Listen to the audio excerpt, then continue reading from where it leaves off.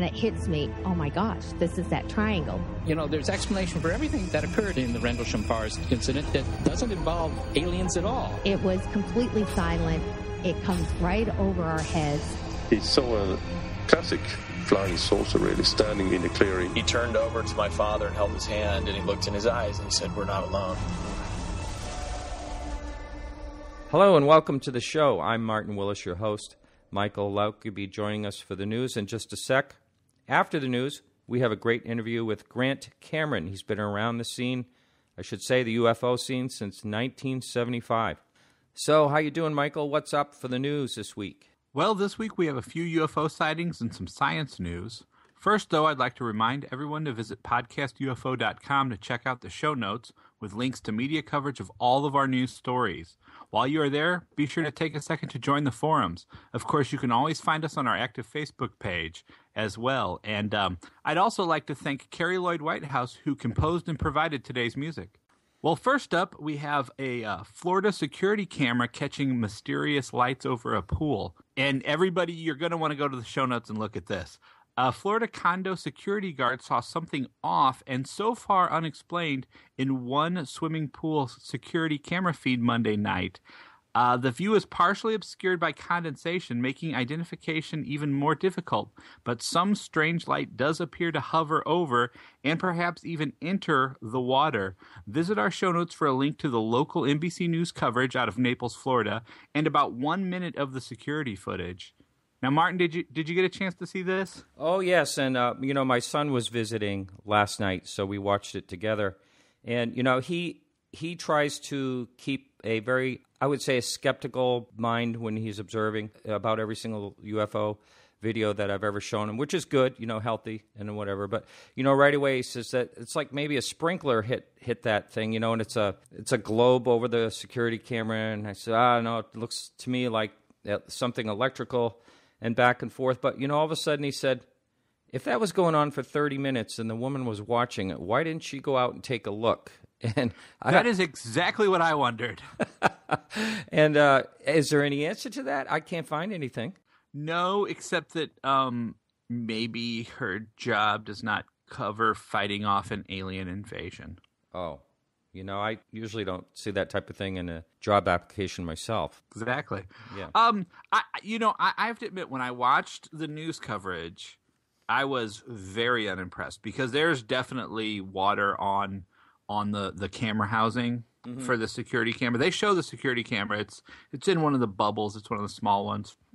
Right. But when you watch the separate, they have about a minute, I think 54, 55 seconds pulled up. When you watch that, you do get a little bit better idea of what went on because they say, at first it looks like something, that's a disc, and it doesn't look like a disc. It's obviously some kind of light haloing in this water drop that's over the lens. But after that, whatever it is it's a light, and it goes down, and it moves up and down through some of the water that's covering that lens. So it starts to look a little different, and then it does kind of look like it might even go in the swimming pool. It was odd. I'm not ready to call it a UFO, but I definitely, same thing. I wondered, let's say it's not a UFO. Let's assume it is someone with a flashlight. Isn't that exactly your job? To go out and be like, what the hell are you doing? Sitting behind a desk. In my day, security guards totally would have chased us off. Yeah. Yeah, she wasn't exactly like a brawny security guard. She was, just a sort of a petite woman. Actually kind of cute. Did you notice that? You're not going to say, are you? To just, you're going to pass keep quiet on that. Yeah, okay. Sometimes my wife might actually listen someday. You never know. Okay. And in other news, a New Zealand man encounters a UFO. Tuesday night, a man from Rutherglen, New Zealand, claims to have seen a quote-unquote car-shaped UFO. After the encounter, he had no cell phone reception, blurred vision, and watery eyes. He was, in fact, described as bug-eyed and visibly shaken by the event. There are no pictures or video from the man, but he is hoping that someone else in the area can confirm his sighting. What attracted me to this one is I don't think I've ever seen or heard a description of a car-shaped UFO before. Have you? No, but that would definitely explain time travel right there. think it was Marty McFly. Marty McFly, absolutely. No, it's funny. My son, I was reading him this while he was doing something on his computer, and he just kind of shook his head a few times. So the bug-eyed thing is, visibly shaking, but bug-eyed. I haven't heard that description yet. So maybe it was a Volkswagen bug. I don't know. I wasn't sure if he was bug-eyed due to shock or if he actually, as his eyes were, if something had affected his eyes. They weren't very clear on that. Maybe if we have any New Zealand listeners, if there's some more coverage of that, they can let us know what's going on. Yeah, we need an entomologist, maybe. Yeah. And there have been multiple UFO sightings over California. The OC Weekly has a short and somewhat snarky article on an increase in unexplained aerial objects spotted in the area. The article does, though, include 2 videos of area sightings and a still shot of one. The object shown appears to be round or ovular and moving, but in all fairness, it could simply be a tossed ball. And you can find, of course, all that in the link in our show notes. Did you see either of those videos? Oh, yeah. Yeah, I looked everything over last night. And it looks like, the shape and size of a beach ball at a distance. That's like the first thing you think of. And it's a still picture. It's not a video. Did you find a video of that? I mean, there is a video on the page that features it, but it is just a video made up of still pictures and close-up of the still pictures. So, yeah, and at the end of that video, it shows these little dots off in the distance, and it says UFOs circled in red. Did you see that? I did, and what does that mean? I mean, they could be birds or anything. Stars. Yeah, it could have been anything. That was that wasn't maybe the most convincing, but they're having area sightings, and it's worth reporting, right? Yeah, and the other one was lights in the sky, and lights in the sky are lights in the sky, as they say. Awful hard to explain. It could be, of course, the infamous Chinese lanterns or all kinds of things. It's very inconclusive. Well, the one thing is that still picture is not a Chinese lantern. I haven't seen one like that yet, no. On to a better picture, I thought. Dorset man photographs a strange light, and the International Business Times is reporting on a strange series of photographs taken by a man in Dorset, which is in southwest England. The article reports that some readers have theorized the strange lights are merely the sun reflecting off paragliders, even though the photographs appear to have been taken after dark. Did you get a chance to look at those? Yeah, I did. Sure looked like electrical anomalies of some kind. It was a little bit stranger. Without knowing the camera and the details, it's hard to say what it was. But I think sun glinting off paragliders was just a little bit ridiculous. Yeah, that was silly.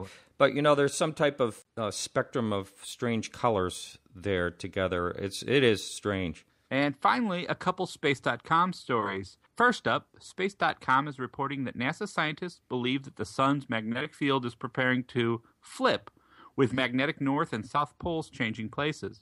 This does occur approximately every 11 years, so it is not a terrible shock or surprise, but it does indicate that solar activity will be increasing. Also reported on at Space.com is that NASA scientists are trying to find a new mission for the Kepler Space Telescope. As listeners may recall, a malfunction keeps it from being able to make the fine maneuvers necessary for optimal performance. Therefore, it really can't hunt planets anymore. But now that it is unable to function as designed, they are hoping that there is some use that they can get out of the space telescope with the capabilities that it still has. I have a perfect solution to this. Why don't we just spy on Americans with it? Do you want to spy on the security guard from the first story? Yeah, but also... That's right. But also, the heck with the emails and the internet, that they're getting our records on. Why don't we just spy right through bedroom windows? Don't you think they already have something that does that? They probably do. Well, I was wondering if they couldn't maybe use it to look for near-Earth objects. It's maybe not fine enough anymore for those extreme long-distance photographs it was taking, but maybe it'll help us not eat a giant space rock. There you go, getting all logical again. Jeez. I don't want to get hit with a giant space rock, all right? Yeah. That's just my personal thing. That's every day I wake up and go, man, I hope we don't get hit by an Armageddon-sized space rock. That'll suck. So that's it for the news, right, Michael? That is it for this week. All right, so hang in there where there's a clip by Carrie Lloyd Whitehouse, and Grant Cameron's coming up. All right, great. Talk to you next week.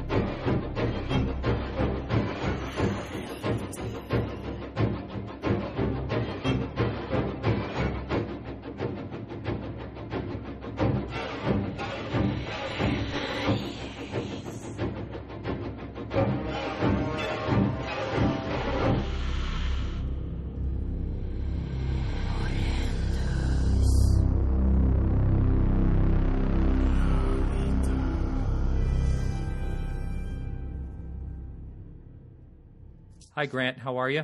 Good, Martin. Thanks for showing some interest and having me on your show. Absolutely. You're very welcome and glad to have you on. Now, I read your book a little while ago, 3 or 4 months ago, UFOs, Area 51, and Government Informants. And that was co-authored by T. Scott Crane, is that right? Yes. It looks like it took a long time to compile that book. Can you talk about that? Well, it was actually the second time it's been out. It was actually the first book that was ever published by MUFON back in 1991. At that time, it was called UFOs MJ-12 and the Government. And it was sort of, as you've read the book, it was sort of the majority of the book at that point was based on us chasing around a guy by the name of Dr. Eric Walker, who was the former president of Penn State University. And T. Scott Crane got a journalism degree from Penn State, was right there. So he was the co-author. And we put the book out, and then 20 years later, Richard Dolan used it in UFOs National Security Part 2 and used some of the material from the Walker and some of the Canadian stuff that I had in there, and then sort of came up with the idea that he wanted to publish it. So I said, yeah, okay. So then we updated the book, and I did most of the updating. The original was written by T. Scott Crane based on my research, but I did most of the updating because Scott hadn't really been involved in UFOs for 20 years. So I updated it, and we changed the MJ-12 to Area 51, not because MJ-12 wasn't important. In fact, I've just put out an article that it presents new evidence on MJ-12.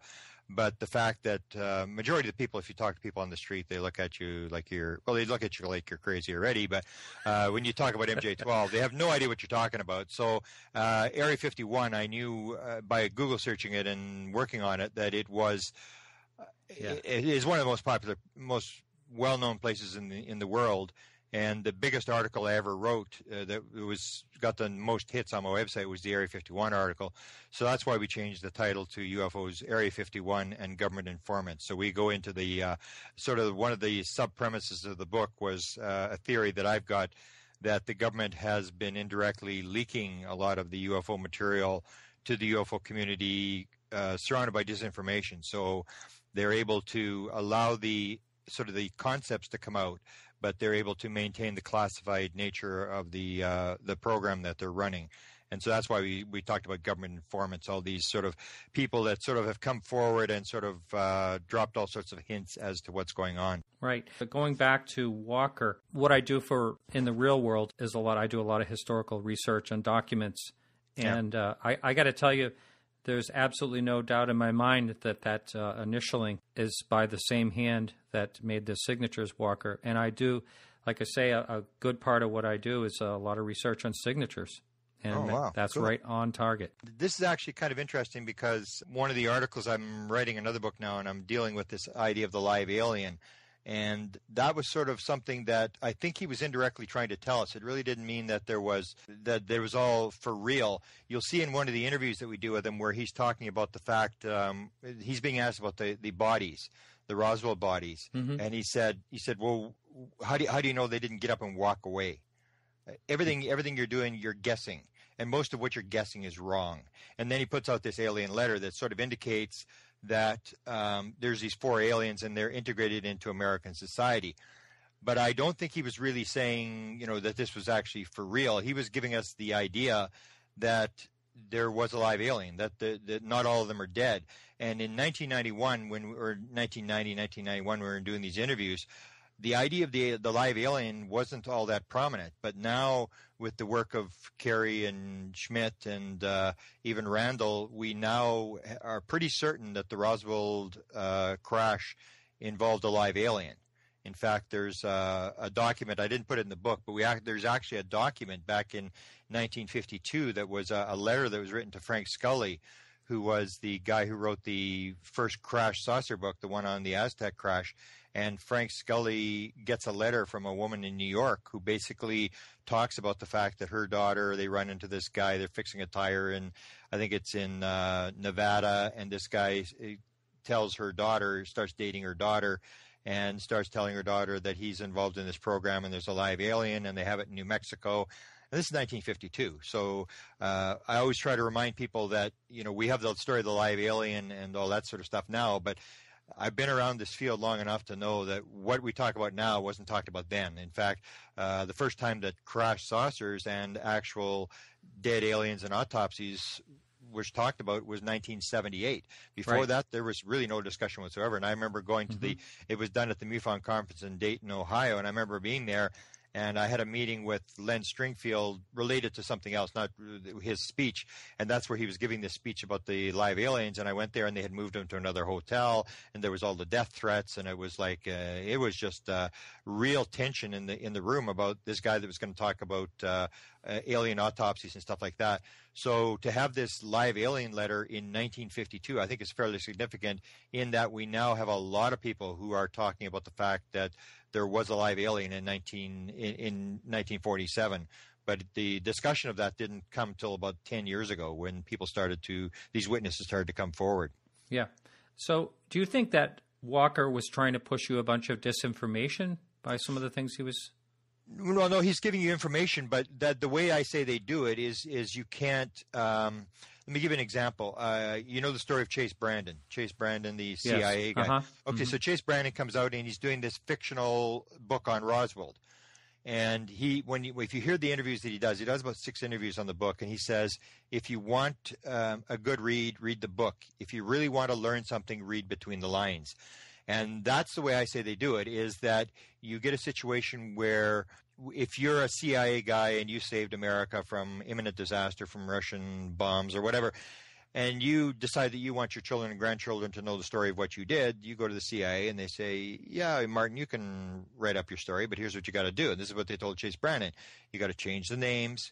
You got to tip all the classified material. It has to be reviewed by the CIA, and you have to fictionalize the story. So that's the way they get this material out, is they do exactly what a CIA agent does when he tells his story, is they fictionalize it. So when Chase Brandon comes out and Chase Brandon says, Roswell's for real, basically here you have a guy who's a very high-level CIA guy, and nobody really picks up on it. The New York Times doesn't pick up it. Washington Post doesn't pick up. And sort of the idea gets out that something's going on, but the cover-up is maintained. And I think that's basically what they're doing. So when Walker was doing this, he knew the principle. He knew the principle that you don't give away anything classified. So when Chase Brandon is telling the story, he's basically asked, well, how do you know? And I say he makes up the story. There's no such box. He says, I'm at Langley headquarters. I'm in the collection area where all the archives boxes are. I'm sitting there waiting for a TV crew to come in. And I've got nothing to do, so I start looking around, and I see this box with Roswell on the side of it, which I say doesn't exist, because you can't talk about classified material. You can fictionalize the whole thing. So you fictionalize this idea about a box, the same as 15 years ago when it was the 50th anniversary of Roswell, you had Corso come forward. And Corso tells the story about, he was looking in the filing cabinet, and here they had left all this crash material from Roswell in some filing cabinet, and he happened to find it. And so you fictionalize the story. So he talks about the box, and when he's asked in these 6 interviews, he said, what was in the box convinced me absolutely for sure that Roswell was extraterrestrial and there were cadavers. So he says that very categorically. Then he's asked, well, what was in the box? He says, you can do whatever you want. I cannot tell you what was in the box. I cannot. I can just say that it confirmed that Roswell was real and there were cadavers. So the whole point is that he can talk about this fictionalized box. He can talk about the fact that there is evidence. But if he says there's a photograph that shows an alien and it was taken in 1947 and it was taken by certain people, that's classified material. You can't talk about that. You can't talk about a certain document you saw. So you sort of talk about the thing without getting to the classified material. And let me give you another example, and we talk about this in the book. There's in 1972-73, there's 2 film producers by the name of Robert Emenegger and Alan Sandler are contacted by the Pentagon. And they're told that the regular Pentagon company that they were supposed to hire is in trouble because they're doing a thing on the Pentagon Papers and they messed it up, some documentary. So these guys have been called in and they want them to do some documentaries on the U.S. military. And to make the U.S. military look better, and they're going to do 3D holography, and they're going to do working with dolphins and all sorts of bizarre things that the military is working on. And there's about 8 different programs. So they get taken around, and they're given these things. You work on this program, that program. And then Paul Shartle, they're at Norton Air Force Base in a clean room where the CIA does their filming. They're in this clean room. And Paul Chartle is a security manager in Paul's system. What would you say if I told you that we had filmed a craft landing at Holloman Air Force Base from 3 different angles, one from a helicopter, 2 from the ground, 6 o'clock in the morning, and that the aliens got out and meted officials and whatever. And we'd like you to do this documentary, and we'd like you to talk about this film. So basically, they start off on this program, and they're basically allowed to go into the Pentagon. They don't have to sign in. They're put in contact with anybody they want, and they put this whole documentary out. So at the end, when they have this film, and at the very end, the Pentagon comes. Bill Coleman, who's working at the Pentagon, says to them, he said, well, you have to send the film back. You can't use the film. Because it's Watergate, we got problems. It's not the political right time to do it. So they pull the film, and they say, you got to bring the film back. So the film is sent back to the Pentagon. Some guy drives it in a small Datsun across the country, takes it back to the Pentagon. But when the film is released, there's 8 seconds of the film. And this sort of becomes a rumor. And I know Bob very well, so I'm talking to Bob, and I said, Bob, there's 8 seconds of the film in there. There's 8 seconds of the Holloman Air Force Base film used in the film. And he sort of hesitates, and he goes, yeah, well, he said, but it's just background. And I said, well, why would they let you use it? And he said, well, because it's just background. There's nothing classified. And that's the same thing. What it shows, if you look at the Holloman thing, what they're forced to do is they're forced to use storyboard, and they're forced to sort of do, drawings and stuff like that to tell this story, that this might have happened in the past or it might happen in the future. And they're telling this story about the landing at Holloman Air Force Base, and all of a sudden they've got this 8 seconds where you see this object coming over the hill, and it's sort of a glowing white object during the day. It's coming over the Holloman hills, and you can very clearly see that this has been cut into the film. And so I'm pressing him on this, and I said, well, what do you mean background? And he said, well, it didn't show the craft and it didn't show the aliens. And that's this whole thing about classified material. The same thing Walker was doing, the same thing that Chase Brandon was doing, was you can show a light coming over a hill and say, this is the craft, and sort of indirectly, or not even say it's the craft, but show the craft, but you can't show the alien up close because that's classified, or show the actual saucer sitting on the ground. That's classified material. But you can show this sort of nebulous thing, which they call background. It really doesn't tell you anything, but they actually have part of the actual film that was taken at Holloman Air Force Base when this thing landed there. So that's this whole idea that I came up with, and I produce a number of examples in the book to show how they do this. And what they want you to know is they want you to know there was a crash in Roswell, New Mexico. They want you to know there was a live alien. They want you to know that they've been working on this whole thing. They want you to know that there's an MJ-12. There's a group controlling this whole thing. They want you to know the basic sort of core story. But when it comes to actually spilling the milk, that they don't want to do. Because once the story's out and somebody stands up and says this is for real, then you can't take the story back, and you sort of lose control of the story. So they're working on the classified aspects, which is building weapons, building the mind control stuff, all that kind of stuff that they get from the technology. The actual confirmation that this is for real, they withhold, that's classified. But they want you to know the core story of what's going on. And that's sort of the premise of the book, that I set out to prove that this is the kind of stuff that's going on. Or the Area 51, the Prime story. They want you to know that Area 51 had a live alien. They want you to know they were back engineering stuff at Area 51. And they use a very specific way of bringing that story out, which sort of backfires. But I go through the whole story and describe how I know that this was purposely done at Area 51. They purposely put this story out. Now, you and I had an email exchange way back before I started reading the book, and okay. I had just told you that I had just got the book in the mail and all that. And you told me at that time that had I heard about the controversy about your book. Does that have to do with the MJ-12 documents, as that always seems to be in the middle of controversy? No, that's about to happen. I put the Area 50, the Majestic 12 thing out in the book twice. We put it out in 1991, and nobody picked up on it. For example, we had a woman who claimed to have seen the MJ-12 document in Okinawa, and they were on a declassification team. They were in a general's office. They found this document. We put that in the original book, and the military picked up on it. She was furious. She was going to sue us. She was absolutely furious. We had withheld her name, sort of tried to cover who she was. But I guess if you're on a declassification team and you're a woman, I mean, they can sort of go back and figure out who was on this declassification team. where the general's office was, who it was, what we gave the date and all this sort of stuff. Nobody ever picked up on that. We put that thing out. We put a couple things in the first book that nobody ever picked up on. It was like nobody ever read the book. And so in the second, we put the same thing. We put all the MJ-12. I listed all the material that showed that there was an MJ-12 group. Forget about the document. I always say the document is not legitimate. And I say it's not legitimate because there was a live alien. And the document says there's 4 dead aliens. There was 3 dead and 1 live. And I think we know that pretty well for sure now, or that's the general belief. So what they've done with the document is you put the document out and you change parts of the document so that if it comes back to you, you say, well, it's a hoax. It's a phony document. Well, you know it's a phony document because you made it. But basically all the right material is in the document to tell you what's going on. So that was we put that out, but that never became controversial. What became controversial this time when I released it, there was a couple of things. One was Robert Collins was upset about my sort of spin on the Bill Moore story about the birds, about who was who. You mean the Falcon and all that? The Falcon and stuff, and that I had some of it wrong, and that I had taken his material and put my spin on it. And but it came down to who were the different birds and what was actually going on there. There was that controversy, and the other controversy was from Lee Graham. Lee Graham, if you know the MJ-12 story. What had happened was Bill Moore and Jamie Chandray were both CIA operatives. Okay, so they had been assets.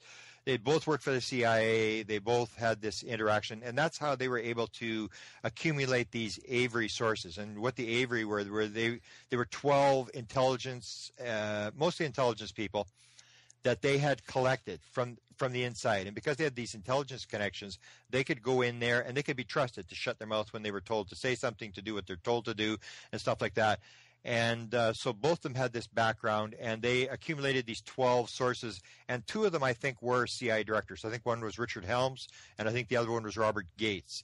And one of the rumored stories was that Kissinger was also one of the people that was feeding them material. So they're working with this whole thing. And what happened was in 1984, they received the MJ-12 document. It comes in Jamie Chandray's mailbox. And the question at that time always was, well, Jamie Chandray wasn't even a ufologist. He was a film producer in Los Angeles. And the question was always, well, why didn't they send it to Moore? Why did they send it to Jamie Chandray? Well, because Jamie Chandray had an intelligence background. And when you look at these stories, there's always a guy with an intelligence background. Like the Emenager Sandler thing, Sandler had the intelligence background. There's always somebody who's got an intelligence background who's able to sort of negotiate and pull this stuff out.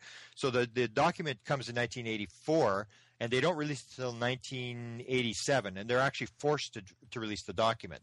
And they're forced because they're withholding it. They're trying to research the document. They're trying to get to the bottom of it.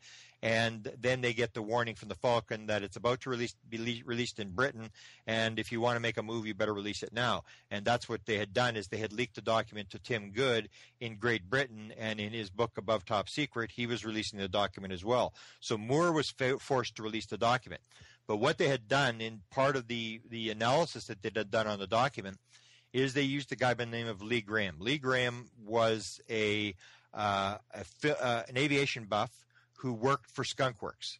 And he had gone on from Skunk Works to work on a satellite program. So he was working in the aerospace industry. And he was very interested in all this kind of stuff. And what they would do is every document that Bill Moore would get through these channels, through Falcon, through whatever, they would give it to Lee Graham. And Lee Graham would immediately take it, and he would give it to a security officer at Aerojet, where he worked, this satellite company. And, of course, this would initiate a security investigation. And Lee Graham actually lost his job. In the end, he was forced to resign years later because of this whole thing. But he would hand it in, and, of course, then the Defense Investigative Services would get involved, and Lee Graham would be investigated, and they would investigate. And that's what they were trying to do, is they were trying to get an official investigation on a document. That's how they did it. So Lee Graham was involved in this whole process through all the years. For example, he was the first guy to get the MJ-12 document. He was the first guy to get a document called the Blue Room document. Bill Moore had gotten this document that dealt with it was called the Blue Room Radar Scope document out of Wright-Patterson Air Force Base, and this document tied into the Blue Room, which was this rumored room where the bodies and the crafts were kept. And so these documents were given to Lee Graham, and he would hand them in to a security officer. So Lee Graham became this sort of guy that was in the middle of these investigations, and he also filed. Some people said as many as one of the documents said as many as 5,000 FOIAs. He would put FOIAs on the MJ-12 document, and he's still filing them with Obama, and he's got me dragged into these things now. And what happened was, in the end, he would send me all this material, and Moore was giving him all this material, including an actual drawing or a picture of an alien face that he had been shown. And Lee Graham drew it, and you'll see we put it in the book and stuff like that. Right. And so in the end, Lee Graham had an interpretation of what he thought was going on. So when I used Lee Graham's material, and he'd filed FOIAs and he'd put this material out, so he'd send it to me. So as far as I was concerned, it was open source material. I didn't degrade Lee Graham. I basically didn't twist his story. I said, this is what happened. Lee Graham did this. Investigative services got involved or whatever. But because I didn't tell Lee Graham's story the way he thought it should be told, he had this idea about time travel, and he didn't believe the Falcon was the CIA guy. He believed it was Hennessy from the guy that was the head of all the Air Force security programs, Air Force security. So he disagreed with some of the interpretations I had. It was the same as Robert Collins, and because I used the material and didn't come to their interpretation of the results, they were upset that I was using this material. So those were the two controversy. And the other controversy I got into was at the and this one nobody picked up either. It was kind of weird. This happened at the citizens hearing. I find in the UFO community that a lot of UFO people were as bad as the government, if not worse, when it comes to keeping stuff secret. And there was one particular thing that I released, and it was just the way I worded it. It wasn't. It put the name of the person who had sort of talked to me about this, and it dealt with a guy at Area 51. And we talk about, in the book, I talk about him, but I don't use his name because at that point I didn't know the story. And the guy's name actually turns out to be Alfred O'Donnell. And he is one of the top guys, EG&G, at Area 51. And he basically confirms the fact that it's all for real. The live alien story's for real, and the back engineering's for real. What happens is this: Alfred O'Donnell stops talking in 1992, and the reason he stops talking is because he has been contacted by a fellow by the name of Dick D'Amato, who was a investigator for the Appropriations Committee. He had been working for Senator Byrd, ran the Appropriations Committee, and a number of the senators on the Appropriations Committee got concerned when the Area 51 story first broke. The importance of the Appropriations Committee is they are the guys that sort of authorize all the money that's spent in the U.S. budget. So when all the stories started coming out about the fact that we had flying saucers and we were back engineering all this stuff, Byrd and all the people in the senators on the Appropriations Committee were sort of looking at each other and going, like, are we financing flying saucers? Nobody's told us about this. We're paying for this. We're the guys that appropriate the money, and we better look into this. So they send D'Amato to Area 51 to find out what the heck's going on. Are we actually building flying saucers? So D'Amato gets on there and he tries to interview this O'Donnell guy. O'Donnell says, I'm not going to talk about it, even though D'Amato knows that he knows the story. He says, you got to talk to my boss. So he goes to his boss, and the boss says, well, I really wasn't involved in this, and I really don't know anything about this live alien thing and the flying saucers. I don't care if he wants to talk about it. I don't care. He can talk about it. And so they go back to O'Donnell, and O'Donnell doesn't talk. He says, no, I'm not going to talk about it. And he shuts up. This is about 1992. O'Donnell won't talk anymore. So I release this at Citizens Hearing, and I get all sorts of flack about the fact that, I can't keep my mouth shut and whatever. And to me, it's the old idea. It's like, how did they know that O'Donnell was there in 1992? It was the same people squealing on him. This story's been open since 1992. Just I'm the first guy to come out and use his name. But you get into this flack of people having all these confidential, sources for different things. And to me, it's like, I always look at it like MJ-12 too. I got involved sort of with the Avery, and that sort of fell through a number of years ago, that I released the fact that somebody had talked to two U.S. presidents. And I got this flack about, this was confidential, you can't keep your mouth shut and all this sort of stuff. And it was like, well, this is like MJ-12 too. I mean, so what? You 12 intelligence guys figure this thing out. How does that help society? It doesn't help anybody. And that's what's happening is we have sort of like in the UFO community, we have a lot of people who have a lot of material that they don't release, a lot of very highly classified, not call it classified, but really important stuff. Like as I said, I have a guy who had conversations with 2 U.S. presidents. But because this is all secret, it's like, well, you can't talk about this. And it's like, well, what's the point? So you did this, and it's like a bunch of guys. I sort of symbolize it as a bunch of guys who have stolen a bunch of Picasso paintings. And they, every once in a while, they get together in some guy's basement and they show off their Picasso paintings to each other. But the public is never going to see those paintings. And the only people that can see it is people who they really trust in secrecy. So these are sort of the controversies that I got in the book and after the book. The fact that, that this material that I'm releasing, and people either say that I shouldn't have released the material or that I'm not interpreting the material the way it should. And the way I work in ufology is I say, I'm getting on. I mean, I'm close to 60 years old now. I've been in this since, 1975. I've been in a long time. I'm running out of time. I'm not here to play games. And my idea is I will put as much of what I have on the table as possible, hoping that somebody somewhere has something that will say, hey, I can verify that. Thank you for putting this out because I can use this.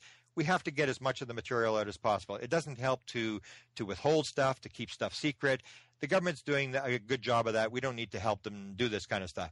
So that's basically how this came down. And what I did in the book is I tried to put as much as I could on the table, and I still work on it. And what I do a lot of is I actually do a lot of research in terms of going and finding people's files. Like when a researcher dies or puts his file somewhere, I go to those files for a very specific reason because I know everybody's got secrets that they never told. So you go into the files and you want to see what cases did that guy never release? Who was he talking to?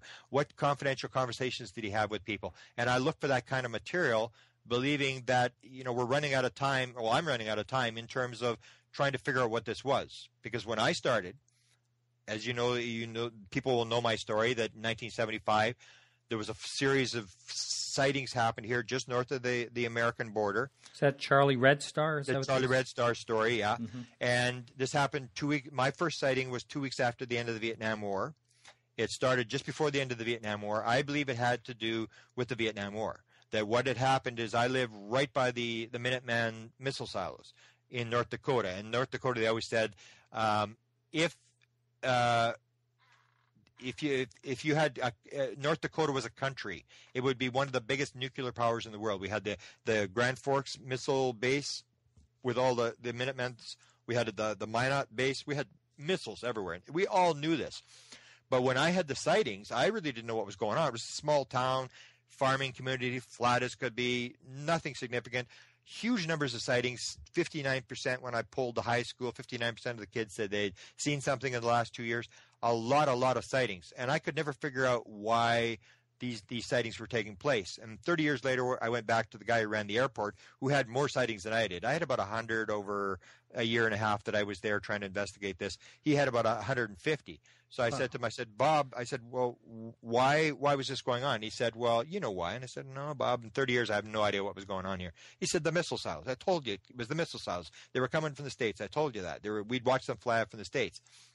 So I linked it into this whole U.S. missile thing. So when I put out the manuscript back in 1977, nobody would publish a thing. And the local publisher, and I live in a pretty big city, 750,000 people, the local publisher here, where the story was very popular, basically wouldn't publish it. And her rejection letter said, Mr. Cameron, you may believe in this kind of stuff. Count me among the unbelievers. And so I said, sightings, a total waste of time. This is garbage. I mean, you can tell people stories and dazzle them, and people will go, yeah, it's kind of interesting. Nobody cares. Nobody could care less about what you saw or anybody else saw. I said, all I'm interested in now is what did I see? Somebody has to know what I saw. Somebody has to know more about what's going on. There has to be someone with an answer. And that's when I started this investigation going after the Canadian government to find out what the Canadian government did. I put that in the book. And then that led us to Dr. Eric Walker, and we spent 8 years chasing him around. We put everything in the book. And at one point, Scott Crane, because there was some of the stuff, as you see the Walker stuff, some of it was kind of weird. I mean, we were talking about the live aliens being integrated into American society. So Scott said, well, let's edit this stuff. I said, no, let's not edit anything. Let's just take everything that he told us every letter, every conversation. Let's not edit anything. Let's just put it in there, the good stuff, the bad stuff, and let people determine that this is what he told us. So I haven't really edited anything there. And then when I got to he led to the presidents that there was a set of files that because he had a lot of powerful jobs, this guy. He was the co-developer of the homing torpedo during World War II. He was chairman of the board of the Institute for Defense Analysis, which is the biggest or the most powerful think tank for the U.S. Department of Defense. That's where DARPA came out of. DARPA emerged out of the Institute for Defense Analysis. He was the job that we were trying to get his records for. He was the executive secretary of the Research and Development Board, which was the organization after World War II that was in charge of all the weapon development, the hydrogen bomb, all the latest armaments and stuff like that. So he was the executive secretary. So he was second in command in the Pentagon for all the weapon development in 1950. And that's when he got involved. That's when we sort of find out that he goes to these briefings at Wright-Patterson Air Force Base. What we're told is by Dr. Robert Sarbacher, who is one of the people who squeals on him. Sarbacher says there was a crash in the West. He didn't know where it was, and that the material had been taken to Wright-Patterson Air Force Base, and that he didn't give the date, but we figured it was 1950. There was a series of briefings that had been taking place for high-ranking scientists in Washington, and that Sarbacher couldn't go. He said, I couldn't go to the briefings, but a lot of people, I was in a Navy office in Washington, and a lot of the people who were briefed, scientists and stuff, were coming back to the Navy office, and we're talking about what they were being told. And he remembered that the alien was like an insect-type creature. It had like a characteristics of an insect, and that the material was very, very light, and it was very, very tough. So these are the things he remembered. And Stanton Friedman interviews him, and this is 1983 on tape. And Sarbacher says, Stanton's asking him, well, who was there? And he said, well, Vannevar Bush, who was the science advisor to President Roosevelt, the guy in charge of the atomic bomb, the guy that's rumored to be in charge of the flying saucer thing. When it first started, the Roswell thing, he was the guy that was running the flying saucer program. He mentions von Braun from Saturn V. He mentions von Neumann, who's been sort of credited with inventing the computer. He's naming off all these guys, and Stanton says to him, well, Robert, I mean, you're naming all these guys that are dead. Is there anybody that could possibly still be alive? And that's when he said, well, yeah, there was this guy from Pennsylvania. He was real arrogant, man. That guy went to every meeting. He thought he knew everything. And that's when we analyze and we find out a researcher in California determines that this is Dr. Eric Walker.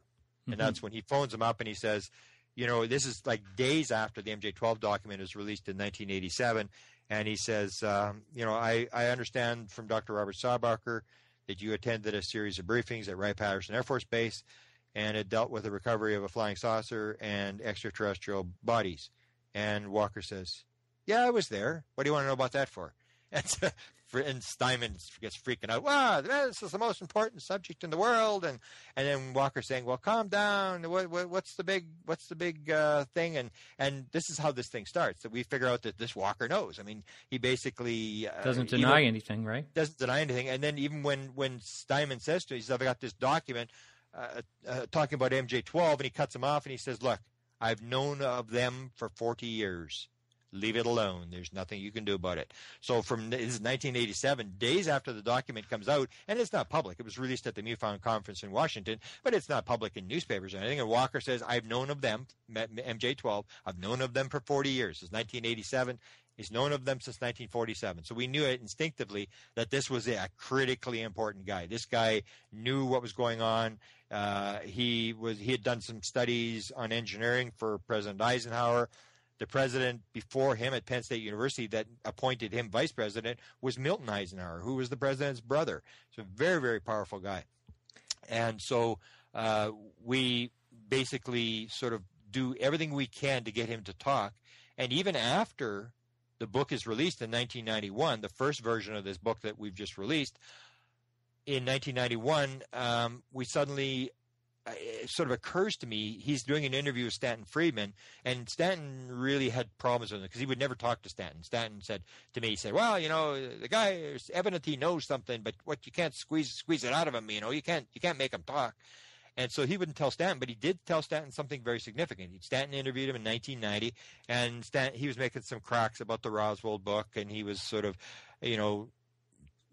saying various things like that. And then he said, I was only involved in this for a couple of days, and I haven't been involved for 25 years. And after the book was released, I suddenly went, wow, 1990 was the interview. You go back 25 years, if he was involved for a couple of days, that was 1965.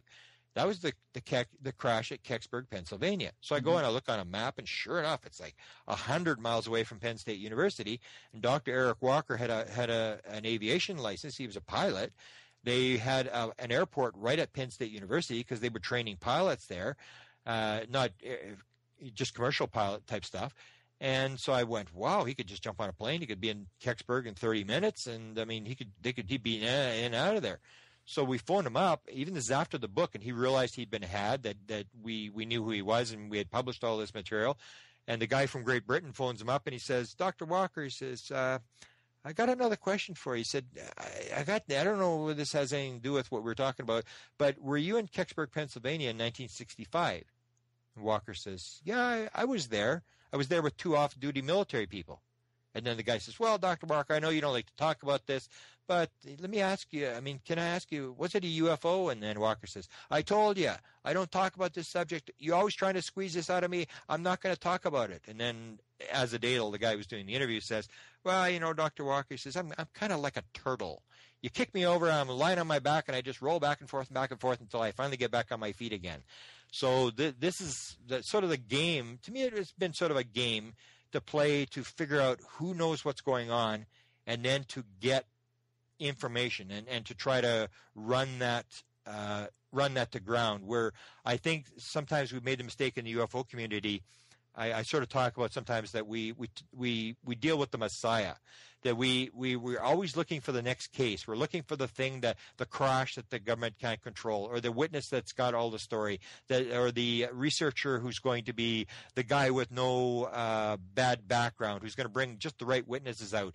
And so we're always hopeful of all this kind of stuff. And then what happens is, you get Stephen Greer with the Disclosure News Conference, and everybody's excited, and you figure, here it is, we're going to have disclosure, and then suddenly there's a couple of witnesses aren't maybe vetted quite right, and everybody goes, I knew it, I knew he wasn't the Messiah, and suddenly everybody's against Stephen Greer, or the whole thing with the citizens hearing.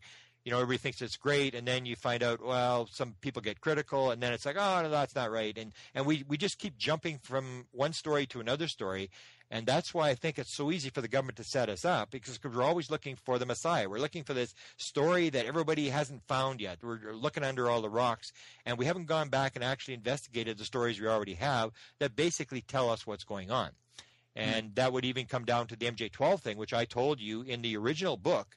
We put the stuff about MJ-12, and everybody said, oh, the document is phony. Don't even bring up the MJ-12 story. And it's like, yes, we know the MJ-12 story the document is phony, but nobody looked at the evidence that we had brought forward for MJ-12. And some of it is extremely significant evidence that basically says, yes, MJ-12 exists. And let me give you a couple of examples. There was a guy by the name of John Andrews, who was the guy from Tester Corporation, who was a friend of Ben Rich at Lockheed Skunk Works. And he's the guy that did the model, the most popular tester model of the Roswell crash thing. He made the model, and he was an aerospace expert. He was very into it. He knew Ben Rich, and he writes a letter in 1987, which we've put in the new book, that basically says, and this is when the document was released, the MJ-12 document was released, he said, I've known of MJ-12 for years. Even though it wasn't public, I've known about it. So you have a high-ranking guy who's saying, before the document was out, we all knew about MJ-12. We knew there was this control group. And then in the most recent, there's an article I've just released on my website, which is presidentialufo.com. I bring out 2 very recent. In the book, we have about 12 items that show that there is a control group, and it is called MJ-12. And this involves, John Andrews and a guy from inside the vault who comes and talks to me in Arizona or Arkansas after one presentation, and people like that confirm this. And the latest 2 are very significant. At the citizens' hearing, I contacted Jesse Marcel Jr. Jesse Marcel Jr. had told this story that dealt with this Dick D'Amato that had gone to Area 51. And Dick D'Amato had tried to get to the bottom of the whole UFO story. He goes to Area 51. He interviews a lot of the major researchers.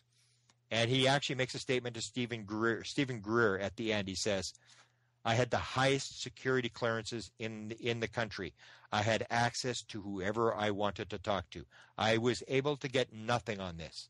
And he says to Stephen Greer, I just want to let you know, you are up against the varsity team of all black budget programs. I wish you luck. And then he laughs. And so D'Amato, there's a story that D'Amato takes Jesse Marcel Jr. into a room in the Senate building, a secure room, and tells him the story. So I contact Jesse Marcel Jr., and I want to use it in my testimony at the citizens' hearing. I want to tell this story.